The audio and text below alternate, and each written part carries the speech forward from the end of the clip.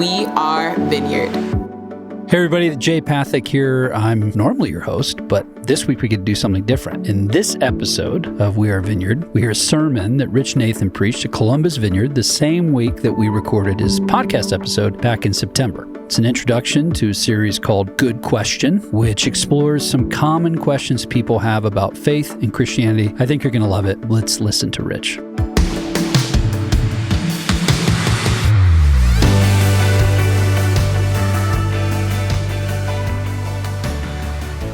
How many of you like crime shows? CSI, Law and Order, Dateline, NCIS, anybody? NCIS, yeah?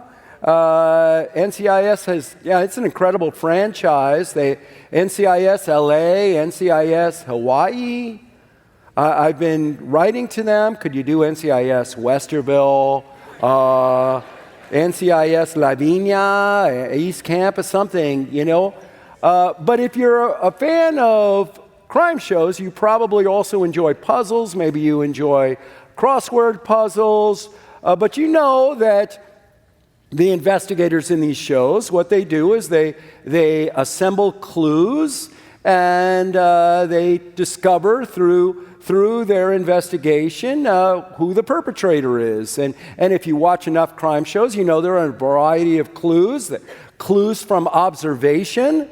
They see, was the back door jimmied or does it not appear to be a break-in? If it doesn't appear to be a break-in, it could be that the perpetrator knew the victim.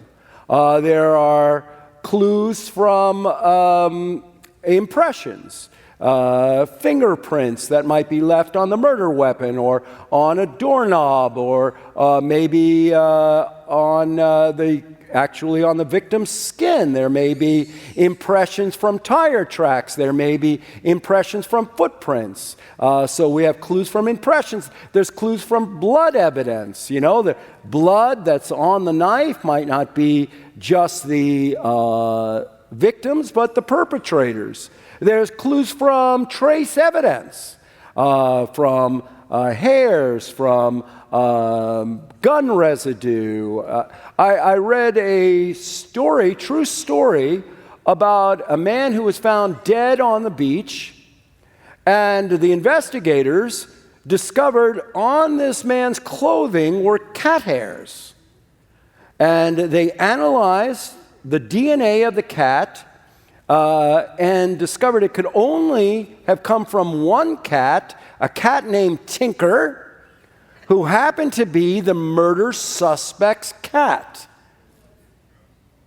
Which, the moral of the story, don't trust cats. Don't own a cat. They will betray you. They'll turn you in. They don't love you. They're just using you. Now, why do I get into all of this? Well, I want to talk today about a subject that's rarely covered in church. It's really assumed, but never really talked about, and that is, does the God that we pray to in church or that we pray to outside of church when we're in trouble, does that God really exist? Does the God we read about in the Bible, that we build churches to all over the world, does that God actually exist? Some of you may know that Sigmund Freud famously said that there is no God, that God is simply a product of psychological projection, that God is simply a matter of wish fulfillment. In other words, people are projecting up to the sky their father or the father they wish they had, all loving, all knowing, all powerful. There is no God. You just wish there was a God. That's what people are encountering. Now, there are lots of ways that we could, of course, respond to Sigmund Freud, but one of the simplest ways to respond to this idea that belief in God is just psychological projection is to say that just because I want something to be true doesn't mean that it's not true. In other words, if you're a high school student, or you have a child who's a high school student and they desperately want to get into their top choice of a college, just because they want to get into that top choice doesn't mean they won't. Surprise, surprise, they may actually get in. See, whether we want something to happen or not has no bearing on whether that thing will occur. I very much want my wife Marlene to love me. And shockingly, she tells me she does. And as a result of some hypnosis and other things, no, I'm just teasing. But really, just because we want something to be true doesn't bear on the truth or falsity of that thing. So here's what we want to talk about today. Are there clues to God's existence? Listen, today I'm not going to be talking about proofs for God's existence. Well, when I think about proofs, I think about mathematics. And, if I could prove to you that no matter what shaped triangle you showed me, that if you took out your little protractor from 5th grade and added up the degrees of each of the three angles, it will always turn out to be 180 degrees. But believing in God is not a matter of, concluding something from a set of proofs. It's really more like solving a murder case. It's more like assembling clues together so that the cumulative weight of these clues points to the fact that it's more likely than not that God exists. If you're talking with a skeptic and you want to say, look, it does make sense, a rational, reasonable person living in 2022 can actually believe that there is a God who exists, how would you communicate such a case? That's what we're going to be talking about today. I'm starting a series for our church. The series is called Good Question. And in future weeks, we're going to tackle some of the questions that people ask. For example, if God is loving, why does he seem so angry and judgmental? Don't all spiritual roads lead up the same mountain? Can you believe in both miracles and science? Isn't the Bible just a book of myths? Why does God care who I sleep with? You may want to, in this series, invite someone to church. One of these messages may be helpful for you. I hope it is, and for any of you watching online.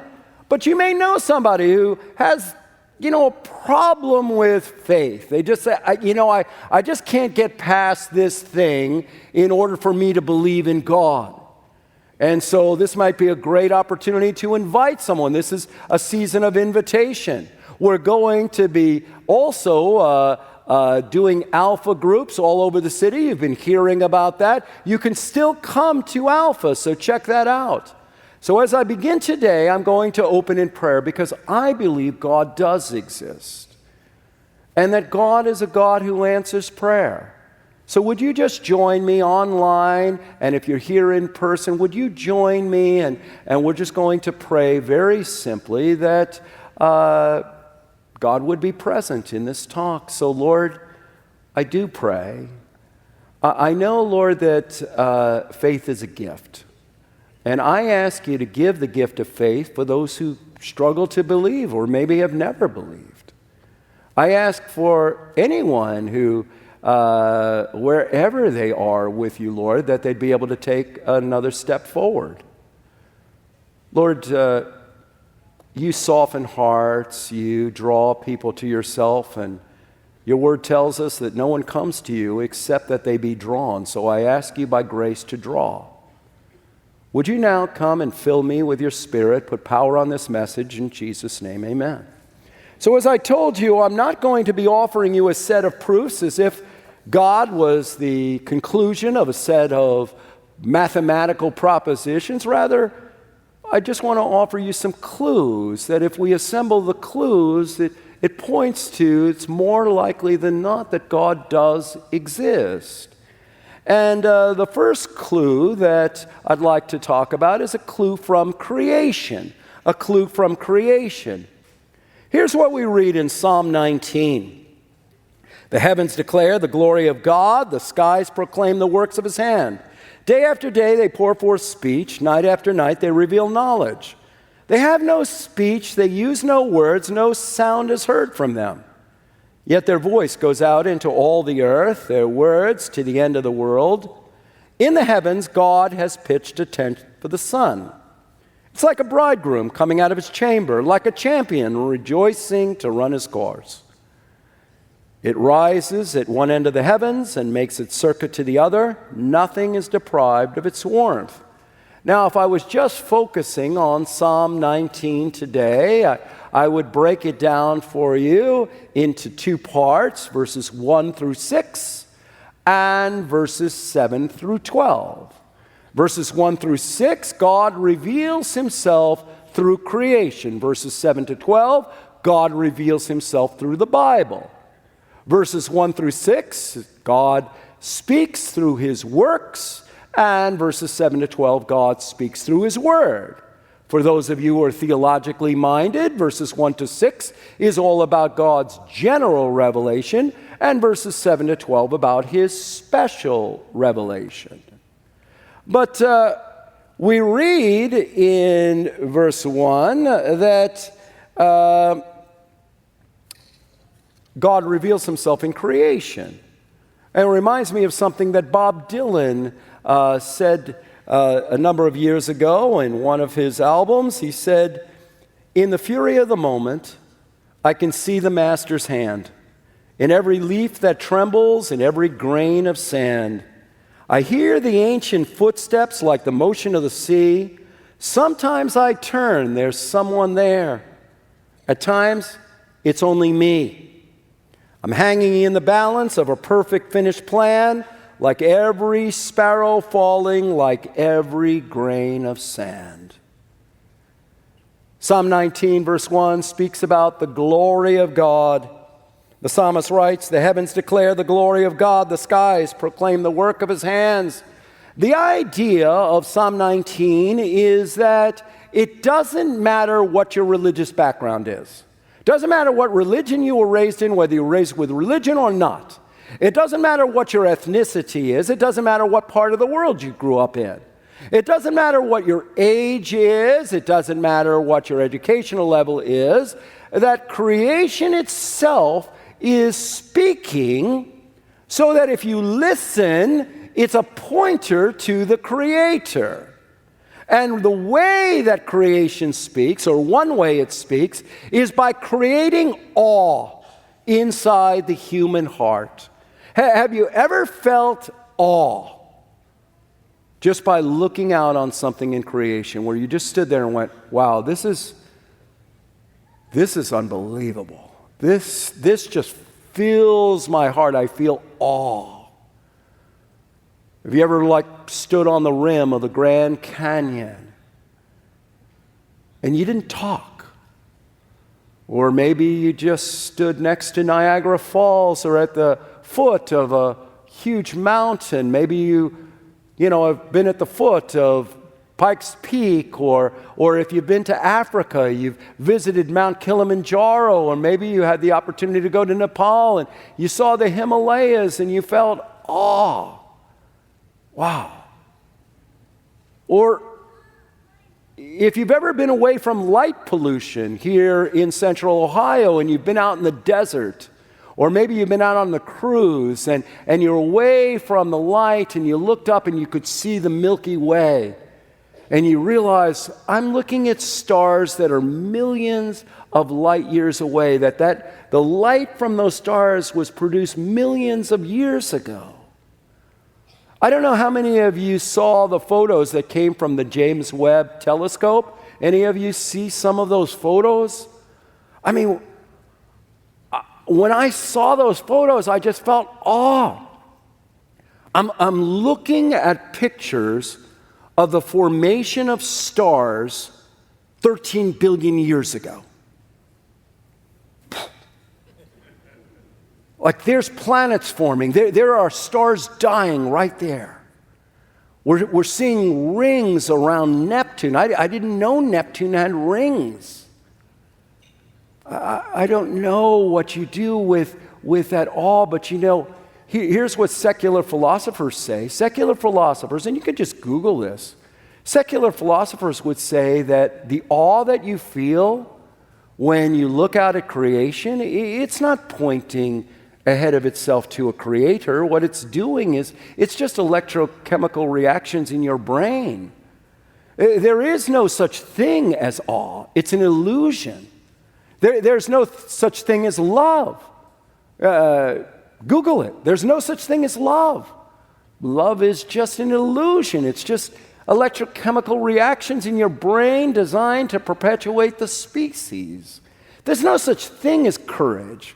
There's no such thing as self-sacrifice. It's all just designed to perpetuate the species. And yet, there's something inside the heart of most people that says, no. The entirely materialistic, rationalistic worldview, the modern world, it's just too narrow. There's a fullness, there's something that's just not contained by these boundaries. Some of us have had experiences that just don't get contained by a materialistic worldview. That's a fullness. And something doesn't have to be huge for us to feel awe. I remember feeling awe at the birth of my son and the birth of my daughter. When I got to hold my little baby boy and my little baby girl, I don't know if you're a parent and if you've ever had that experience. It's like, Marlene and my body produced this? There's a scientific concept. It's called the fine-tuning of the universe. And the idea of the fine-tuning of the universe is that the universe is so carefully, the forces in the universe are so carefully calibrated that if you adjusted them just a little bit, the universe as we know it would not exist, and we human beings would not exist. I just want to give you one example. Gravity. You know what gravity is, right? Isaac Newton, he's sitting under a tree, apple falls on his head, he says, gravity. Didn't actually happen, but in the cartoon version of Isaac Newton, that's what happened, right? So gravity functions as a kind of super glue. It holds everything together. And it's incredibly weak. Scientists tell us that if gravity was just a drop, just a smidgen weaker, everything would fly apart. There would be no stars, no planets, no you, and no me. And if gravity was just a tiny bit stronger, the universe would collapse in on itself. So how much would we adjust gravity so that either things would fly apart or just collapse in on itself? Scientists tell us if you adjusted gravity by 1 part in 10 to the 60th power, there would be no universe. 1 part in 10 to the 60th power. For those of you not great at math, what is 10 to the 60th power? It's 10 with 60 zeros following it. It's 10 trillion, trillion, trillion, trillion, trillion. Like, how big is that? Well, let's say, let me bring this down a little bit. Let's say you had a dice. And I know for those of you like English snobs, it's called a die when it's won. So language critic, if you had a die, and you said, like, what are the chances of me rolling this dice and it will turn out to be a 6? Like, what are the chances? 1 out of 6, right? And if I rolled it twice, what are the chances of me getting 2 6s in a row? Well, 6 times 6, so 1 out of 36, right? And 3 times, 6 times 6 times 6, 1 out of 216. Well, how many times would I have to roll the dice in order to get to 10 to the 60th power, like, well, that would mean 86s in a row. 86s in a row. How long do you think you'd have to stand there and roll a dice to get 86s in a row? Be like trillions and trillions and trillions and trillions of years. So what the heck are you talking about, Rich? Where's this going? Okay, let me simplify this. Okay, you're in the Old West.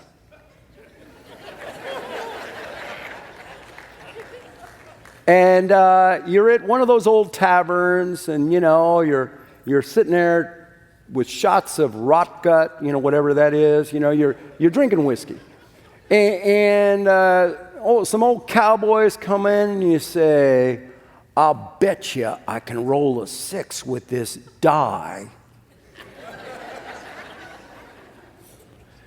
And they say, "You're on, partner." So you roll the dice, comes up 6. You go, "Pay up." "All right. But we're going to bet you again you won't roll another 6. You say, "You're on. Double or nothing." You roll another 6. They're looking at you cross-eyed. They're saying, "What's going on here?" They pay up. They go, "I'll let you win your money back. Bet I can't roll another 6. They say, "Go ahead." You roll another 6. How long do you think you could roll 6s before they'd shoot you through the heart? They'd say, "Wait a minute, those dice are loaded, right?"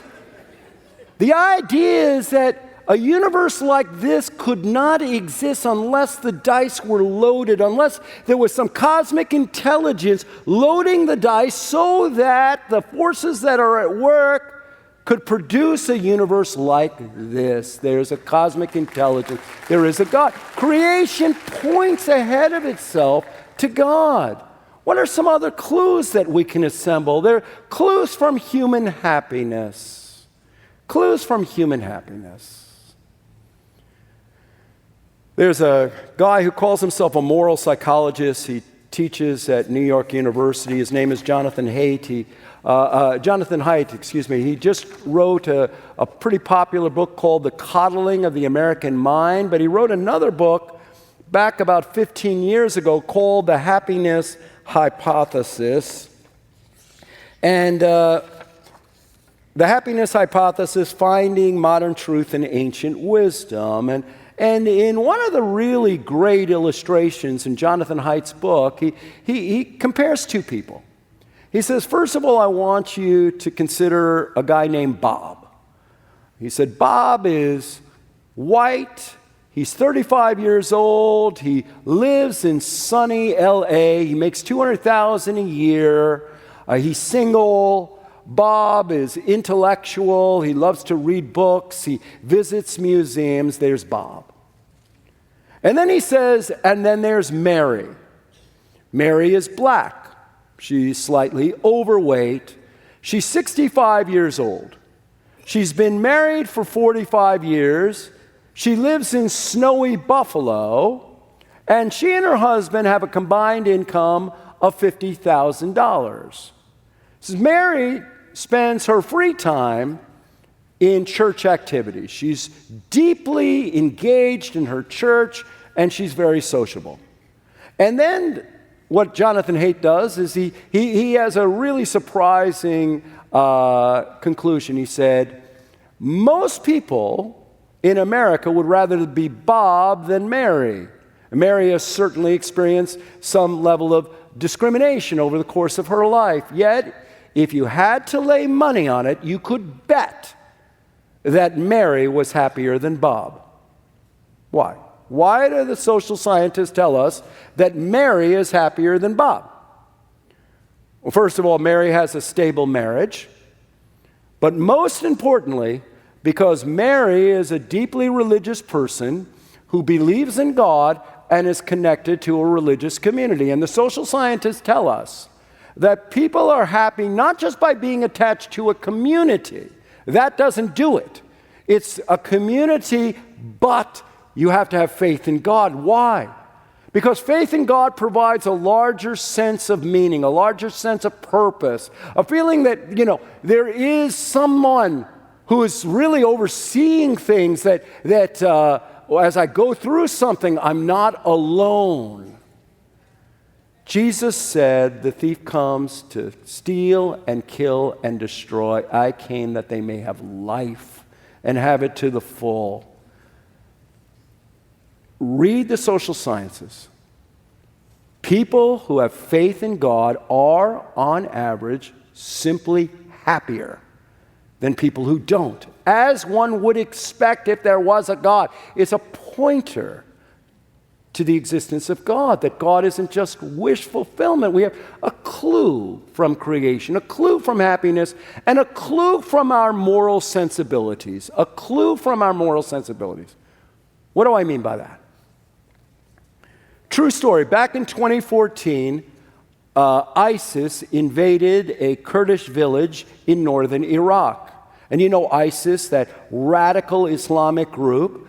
Well, a judge that worked for ISIS took one of the women in that Kurdish village, he raped her, and he made her one of his slave wives.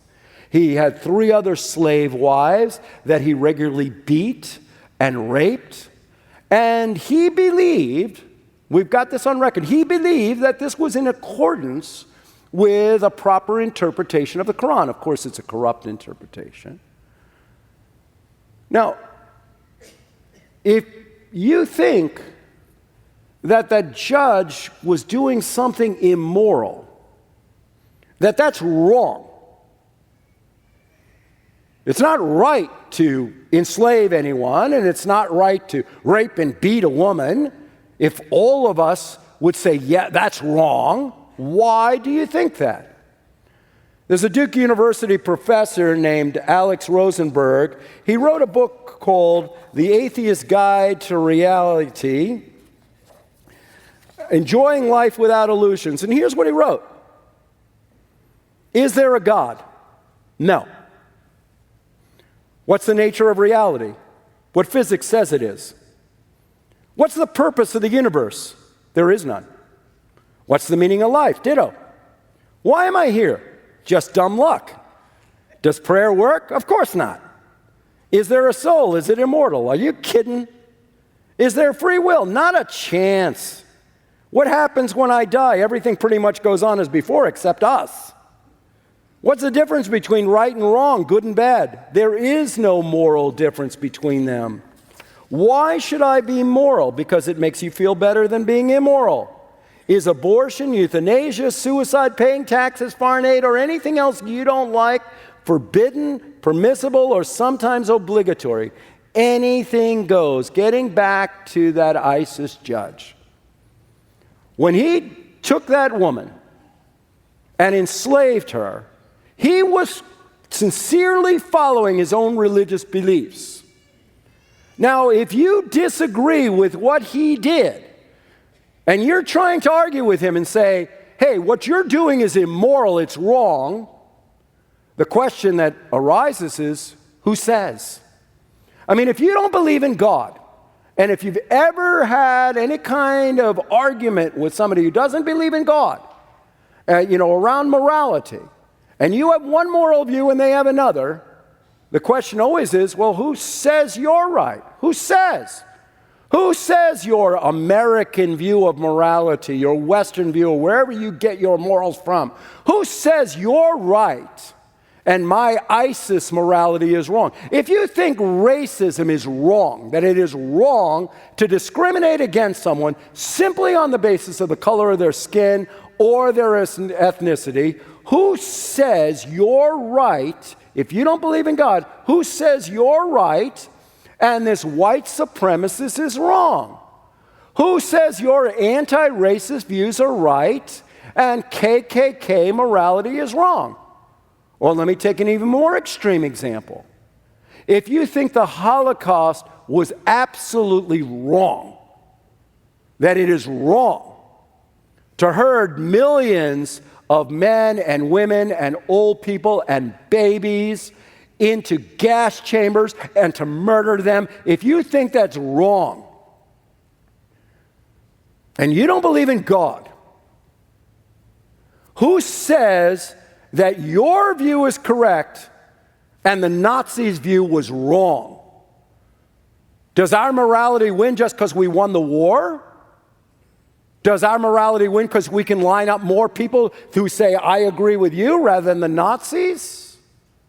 Like, where do we get the standard from? If it's just wish fulfillment, then all we are just debating relative merits and who says. But if you inside deeply believe, like you don't know what you think about God, but you know that some things are wrong and some things are right, that's a pointer to the existence of God. God is not just wish fulfillment. He's speaking through our moral senses. So we have a clue from creation, and a clue from human happiness, and a clue from our moral sensibilities. And then there's a clue from the identity of Jesus. Now, I'm not going to spend much time here. We'll be speaking about who Jesus is in future weeks. But listen, very simply. If there is a God, and God didn't just remain up in heaven somewhere, if God didn't just remain in outer space like on Pluto, but if at a certain moment in history, God who exists actually stepped into this world and told us what he was like in Jesus of Nazareth, that'd be a pretty big clue. That'd be like, wow, okay. I mean, one of the things that is a great clue to God and God's existence is Jesus. Here's what we read in John 1, verse 18. No one has ever seen God, but the one and only Son, who is himself God and is in the closest relationship with the Father, has made him known. And again, from the book of John, John 14, verse 9, Jesus answered, don't you know me, Philip? Even after I've been among you for such a long time, anyone who has seen me has seen the Father.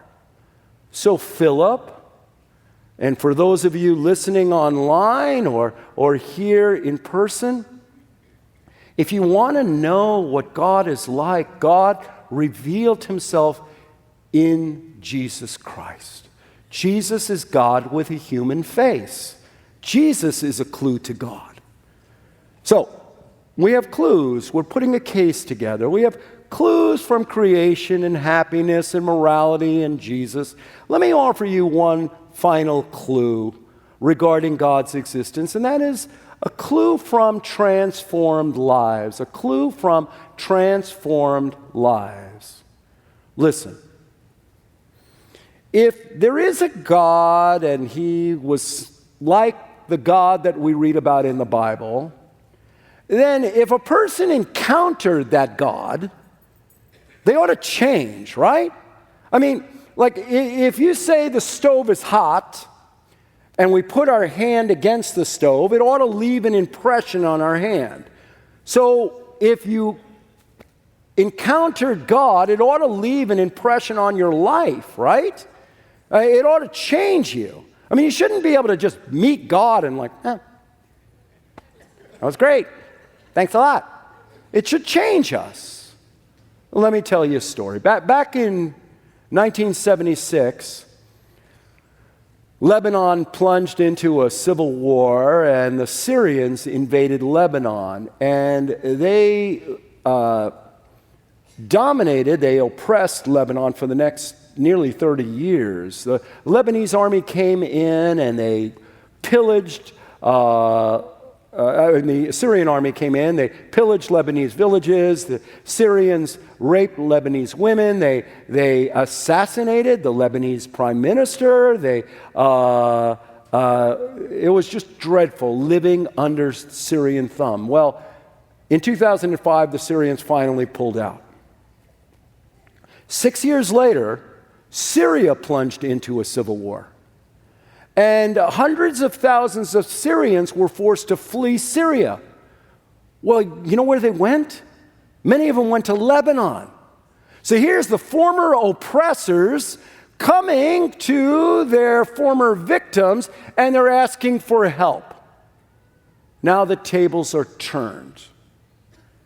Well, in something that is, I think, just mind-blowing, that is so astounding, is when you read about the Lebanese church response to these Syrian refugees. And I want to read to you from one pastor. There are books written on this. But here's what one pastor wrote. When our church started assisting Syrian refugees, even Syrians were surprised. Why are you helping them, people asked. The response is this: because of the love of Christ we carry in our hearts, we assist them. We don't care what happened in the past. We tell the refugees we care about the well-being of you and your children. You are humans like we are. We must surround people with the love of Christ. Love never fails. If you love honestly, an enemy will be turned into a friend. See, I think one of the great clues to God's existence is millions of people whose lives have been changed because they met God. You understand that one of the great signs of actually encountering God in Jesus Christ is that you can love people that you don't like. The Syrians weren't just people that they didn't like. They were the enemy. And yet Jesus came in. And he enabled people, he empowered people to love. So let me ask you a question. Have you ever had an encounter with God that changed your life? Have you ever said, you know what? There's a certain kind of person that I would like to be, but I've never been able to be. Here's the promise offered to us, that if you open your heart, you really open your heart and you say, God, as much as I can, I believe you exist. And I'm not going to just play games with you, and I'm not going to if you do this, I'll do that, and make trades and bargains, but God, I'm going to throw the doors of my heart open. And I want you to come in and make me the kind of person I've always wanted to be.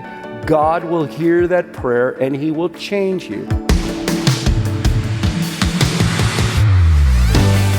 The We Are Vineyard podcast is a production from the team at Vineyard USA. If you've been enjoying the podcast, here's a few ways you can help us. Leave us a review on the podcast platform of your choice. This helps more people find us. Connect with us online for additional resources. Our website is vineyardusa.org, and we're on Instagram, Facebook, and Twitter at @VineyardUSA. Thanks for listening. See you next week.